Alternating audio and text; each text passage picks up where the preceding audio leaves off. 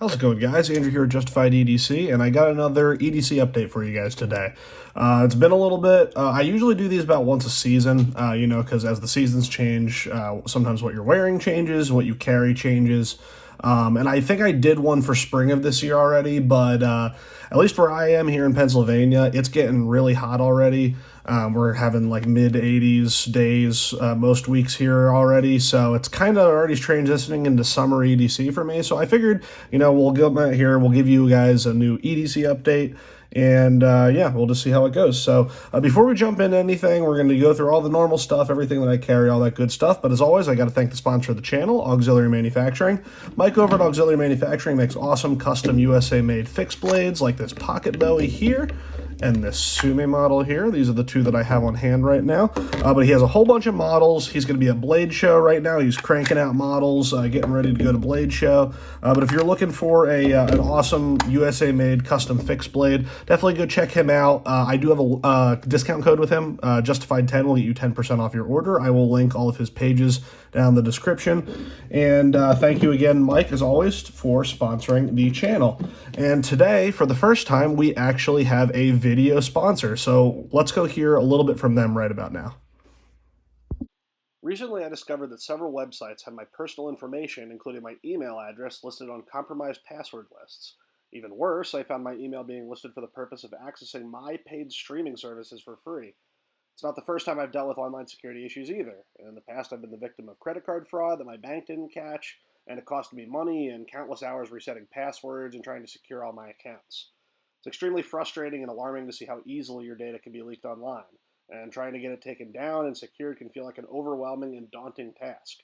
But that's where the sponsor of today's video, Aura, comes in. Aura is like a digital shield, protecting you from the constant threats that are lurking online. It alerts you when your personal information is being sold on the dark web or by data brokers, and automatically removes your information from their websites. With Aura, you can have peace of mind knowing that you're being proactive in securing your online presence. And this is really important now, more than ever. Recently, AT&T revealed that over 73 million customer records were released onto the dark web. They recommended using strong passwords, monitoring account activity, and considering credit freezes or fraud alerts. Aura does all of this for you in one convenient place so that you don't have to juggle multiple apps or worry about your data falling into the wrong hands. I value my privacy, and I know you guys do too. That's why I recommend giving Aura a try if it's something that you think would be valuable to you. You can go to aura.com/justifiededc to start your 2-week free trial. I've also linked it down below in the description and in the pinned comment. Take control of your online security today and protect yourself from the ever-growing threats in our digital world. All right, and we're back from the ad read. So let's get right into our EDCs today. So let's get the stuff that's hasn't really changed a whole lot, and just some kind of the more normal person stuff that everyone carries, and probably everyone even that's not into EDC has. So keys. I don't think anything on here has changed since my last EDC update. I'm still using this Leatherman carabiner. It's got the bottle opener on here. I just use it because I had it around.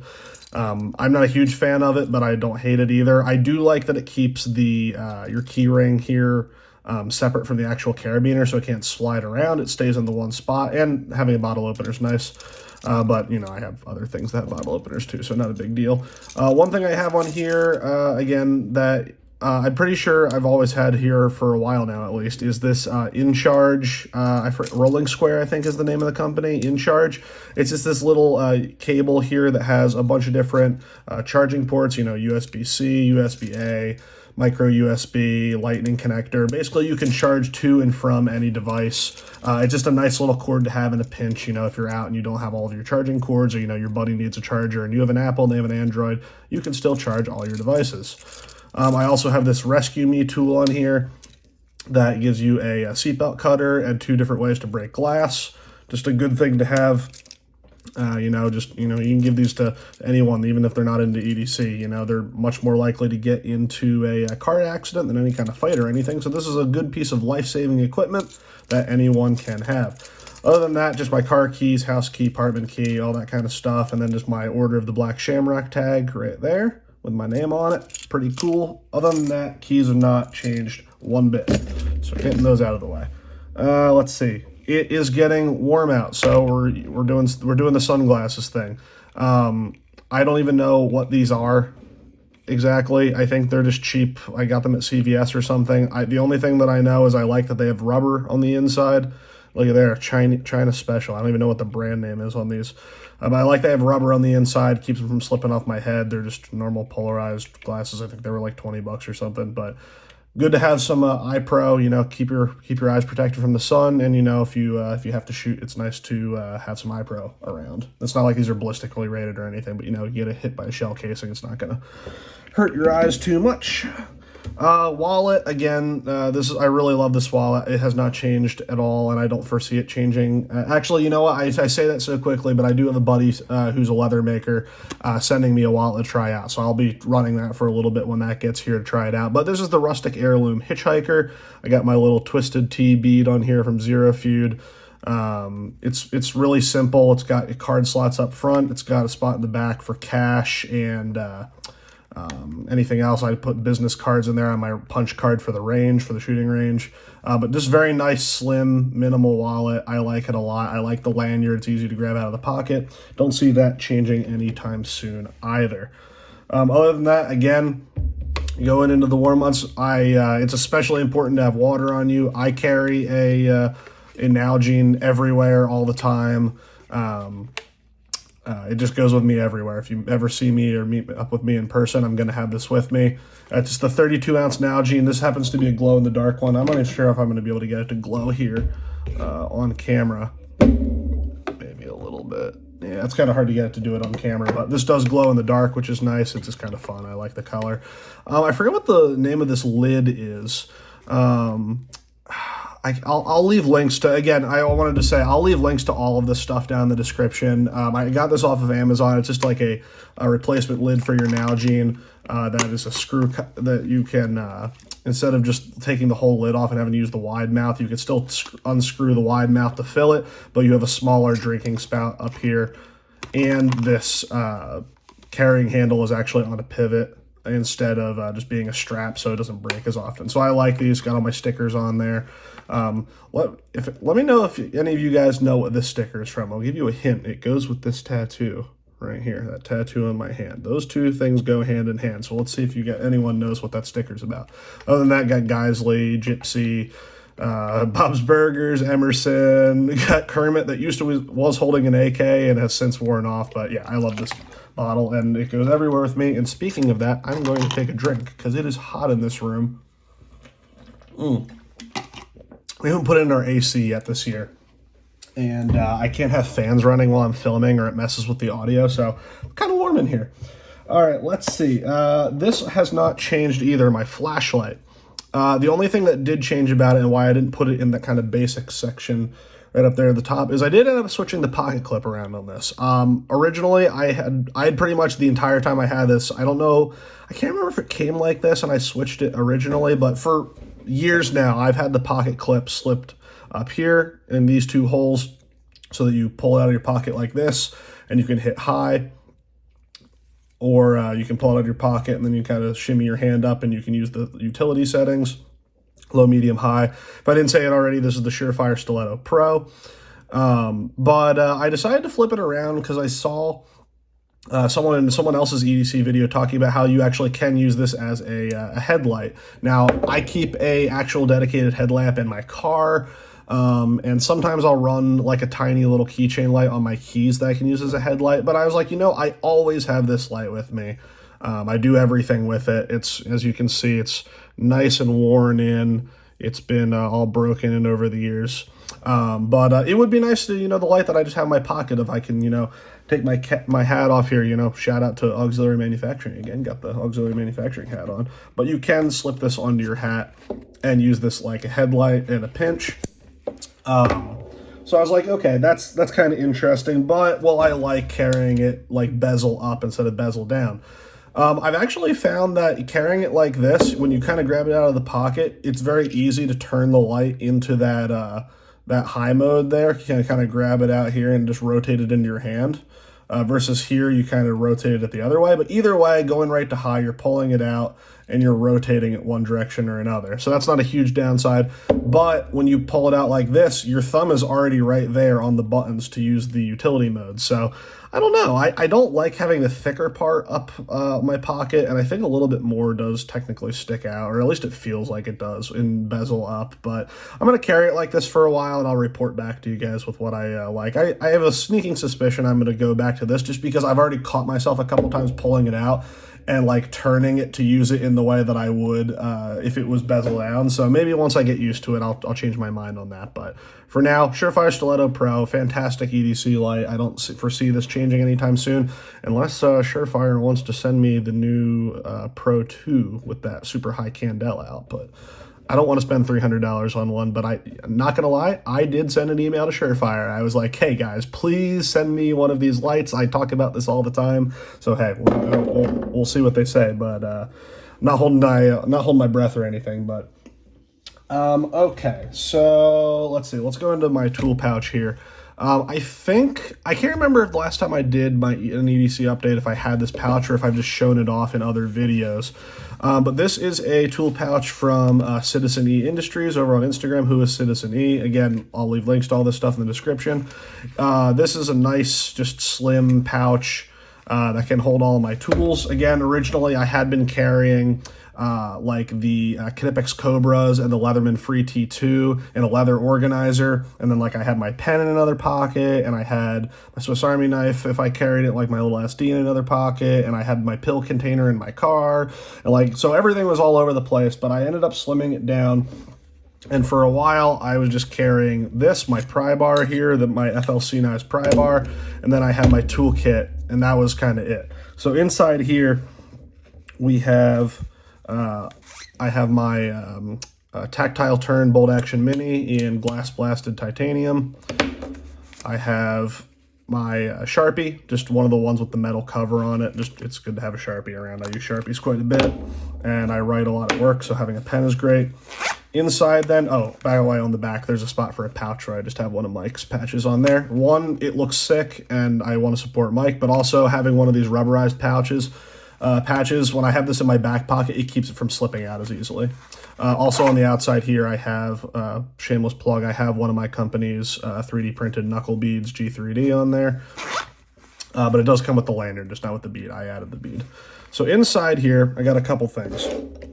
I got a Bic lighter, as always. It used to be a mini Bic when I also was running the Leatherman inside of here. But now that that's out, I have more room, so I just put a full-size Bic in there. Love Bic lighters. Not really a big fan of Zippos. Just anything that leaks and I have to keep refilling, I don't like. I'd rather just use these till they're done and then go to the gas station and get another one. Victorinox Classic SD. I mostly just keep this in here for the tweezers and the toothpick. Occasionally having the small set of scissors comes in handy, but I don't really use any of the other tools. It's mostly just for the tweezers and toothpick. I do still have my Knipex Cobras. These are the 5-inch. These are my favorite pliers for EDC. I don't really use needle nose that often. Really what I find myself using pliers for is to like grabbing onto nuts and bolts and stuff like that, or, you know, holding onto the back and driving with the other side. So, you know, your mileage may vary if, you know, you're doing some electrical work, or you just everyday person who just needs to kind of use them more like tweezers. Needle nose might be what you like, but for me in the trades, I like the Knipex Cobras a little better. Not everyone needs these, but they are handy if there's something that you need. I also have a little comb in here from CountyComm. It is ultem. I know, ooh, ultem, it's such a dumb popular material. I just got it because it was cheap and it looked cool. I have a beard, so beard comb, you know, beards get all gross in the wind and you fall asleep on it, it gets all funky, so beard comb. Also from CountyComm here, I have this little delrin box with some detents on it that the lid just slides, has 2 different settings to open. I don't have anything in here right now, but usually I keep some medication in here. It's just a nice little box. Listen to it's almost like a fidget toy. Kind of listen to the detents here. So fidget toys are dumb, but you know, if it has a purpose, then I guess you can fidget with it. But anyways, yeah, a little pill container. Other than that, that's all that's inside there. And then I was carrying I had this, and then I was carrying my Leatherman Free T2 in there to be used to have some drivers, and then I was carrying this pry bar. So I stopped carrying the Leatherman, and I actually just recently, as an experiment, stopped carrying my FLC Knives pry bar as well, and started carrying this. This is the Milwaukee Fastback. This is the one with the drivers. The reason I started carrying this is because, one, I wanted driver capability. I still wanted to be able to turn screws and stuff like that. So, you know, went from the Leatherman and the pliers to like the driver and the pliers, and now just to this and the pliers and no pry bar. Because, you know, the flathead here can double as a pry bar. I've used it like that all the time. These have the two double-sided bits in here. You have your utility knife, which the quick exchange blades, which is great. And then you also have spare blade storage down in here. You can move this little liner lock, kind of hard to get to. And then I have one of the like hooked blades in there as my backup blade. But these are awesome tools. You can get them for like 15, 20 bucks at your local hardware store. You can get them on Amazon. My company G3D is actually working on making an insert that fits on this to be able to reverse the pocket clip to tip up. That's really the only thing that people complain about on these, is they wish the pocket clip was tip up. So we're working on that. So I'm partially carrying this as some R&D for some modifications that my company is going to be making to these. But also just, I really like the Fastback. This does 90% of the utility cutting that I'd need. I don't really need anything more than that. And, you know, it doubles as my pry bar and my driver. So we're going to get into the knives here in a second. So this is kind of bridging the gap of, it takes care of my pry bar, my drivers, and my utility knife, like whatever folder I'd be carrying, all in one tool. So I'm going to put all this back in here just for the sake of keeping myself organized, because I won't do it later and then I'll forget to take it with me or something stupid like that. So all that stuff goes back in there. Got my Sharpie, my pen, and that just rides in my back pocket. Nice, slim, compact little carrying case there. So transitioning into the knives now, again, one of the reasons I started carrying this beyond just doing R&D is it replaced my bit driver, my pry bar, and my utility knife. Previously, really one of the only folders that I've been carrying recently, just because I got it more recently, is this ProTech Emerson CQC7. I think this was a Blade HQ exclusive. It's got like the Desert Warrior pattern. You can see I'm already starting to mess the blade up. And I also added some of this Talon grip tape to it, just because the smooth aluminum was really not great. But really like this knife. Fires hard. Once I tune the pivot a little bit, there's no blade play or anything like that. Standard Emerson pocket clip. So I wanted to show this off. I haven't been carrying it super recently, but since the last time we talked, this was one of the folders I had been carrying. But I haven't really been carrying folders all that often. I haven't even really been carrying traditional folders all that often, let alone modern folders. This has kind of taken the place of that. So as we go from talking about tools to talking about knives, this is going to kind of be the in-between. And then the only other knives I've really been carrying are fixed blades. So transition out of tools. We'll leave the blade out here to talk about knives. So these are some of the fixed blades I've been carrying recently. And most of these, honestly, guys, I've been doing most of my cutting with the Fastback. I haven't even been really using my fixed blades for utility stuff beyond just when I have to test stuff. So when I'm testing something, obviously I use that knife the most for it. So one of the reasons I've been carrying fixed blade is to test this. This is my design. I don't have a name for it or anything yet. It's still a prototype. But this is made by Auxiliary Manufacturing. This is my design. We're still going to figure out what to do with it here. I have it in a defensive industry sheath. Right now it's in 1095 and micarta. I'd like to get it switched to Nitro V for the final version. But I've been carrying this a bunch and using it a bunch to be able to test it, find out if I want to make any tweaks, which I probably will make a couple. So that's one reason I've been carrying that knife. Then these here, which will actually probably be in another upcoming video, these are both Vargers from Offensive Industries. This is just the old model, and this is the newest model. So they've gone through a bunch of design changes over the last couple of years. This is a 2.5-inch version. This is the 3-inch version. That's the only difference. in terms of blade or overall dimension or overall length, I should say. Otherwise, handles are still the same length or everything. Obviously, you can see the handles have changed shape quite a bit since this first version here. But this was I had this one first. I've had this one for a while. It used to have rubber scales on it. And it was like one of the first rubber scaled knives Josh did. So some of the epoxy he used, it started to kind of like some of the scales started to come loose. So I sent it back to him. He put these awesome like red, pinkish TerraTough scales on it with some texture. These are ultem pins as well. Where's my flashlight? If you can see. It might be too bright. There you can kind of see these like amber pins. Actually, I shouldn't say these are ultem. I don't know that they're ultem, but they are amber, and I think the pins look really cool when the light shines through them like that. So, been carrying that just as a point of comparison, and then this is new to me. This is the new Varger. Just for your purposes, I added this texture on here just to make it a little easier to draw the sheath. But this is pink TerraTough, just flat side. Again, we have the amber pins underneath. Super sick. But I've been carrying both of these to compare them to each other because I want to make a video talking about the differences in the Varger line as Josh has progressed as a knife maker, and just to do a review on the 3-inch Varger here because this is an awesome knife. So been carrying those for the purposes of review, and then this I have purely been carrying because I love it. This is the Sosby Blades 5-inch Cub. And I already forget what steel he told me it was. It's either, I think it's AEBL.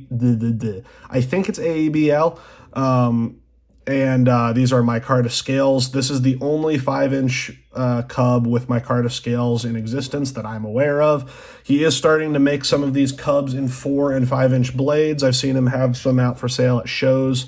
I don't know if any have been posted on the website yet, but there's very few of these out there. I was the first to get one of the 5-inch ones, and very happy that I got one of the micarta ones. This is just an absolutely devastating fighting knife. I fucking love it. It came with just a normal Kydex sheath that I can't seem to find. Oh, here it is. I had just really regular standard Kydex sheath. I added this clip. Don't pay attention to that, but fold over sheath. But then I sent this to Offensive Industries to get a deep carry leather sheath for it. Well, I guess not technically deep carry, just so I can carry it inside the waistband a little bit easier. But man, this thing's awesome. And again, this is not a review, but just absolutely gorgeous leather work by Josh Parker. You killed it with this 5-inch Cub. I love this model. Man, you can really get to some vitals with that. So really, really like this knife. So that when we're going to transition to talking about guns here in a second. When I carry one of my smaller guns, I carry this on the other side because with my small gun, I don't usually carry an extra mag appendix like I do with my 17. So this goes on the other side.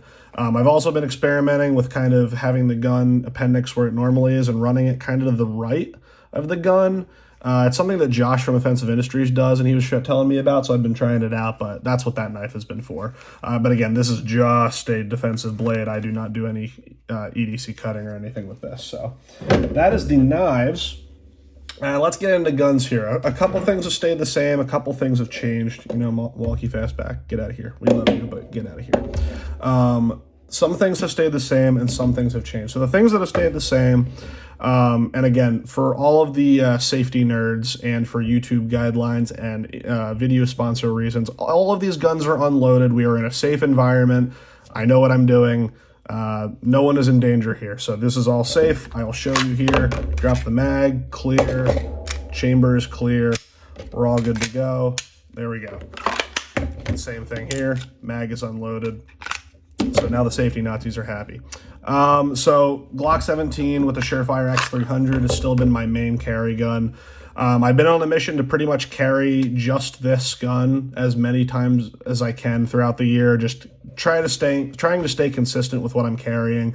I just find that I shoot better, and I do better in dry fire, and I perform better when I kind of do like actual shooting and moving stuff when I carry the same gun all the time. You know, at the range, I shoot from concealment. I'm not really shooting from a battle belt all that often. I know it's just kind of do what you do. You should practice how you carry. So I've been wanting to just carry one gun pretty much. So that's been the Glock 17. This is a Gen 5.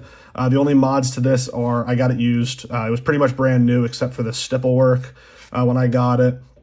Surefire X300UB. This is not one of the quick release ones, but this has been getting nice and beat up, and I love this light.